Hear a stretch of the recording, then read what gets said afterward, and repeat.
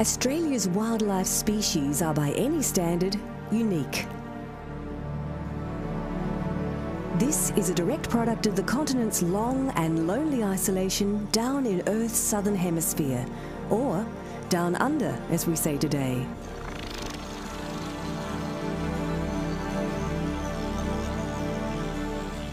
Marooned on this drifting island arc for millions of years, these animals were forced to acclimatise to dramatic environmental changes or perish.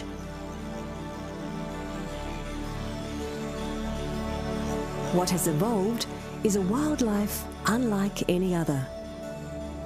A wildlife of contrasts and contradictions.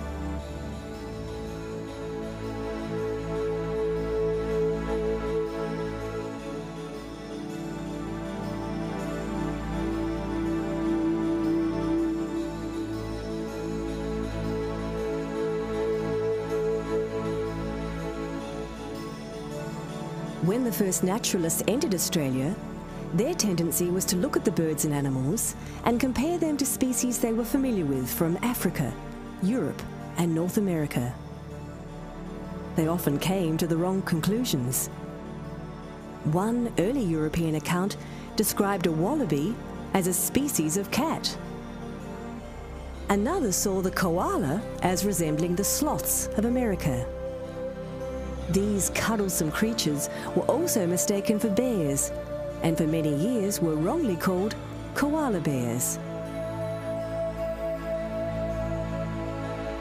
The naturalist's impression of the emu, however, was much closer to the truth, describing them as birds of a new genus, as large and as high as an ostrich.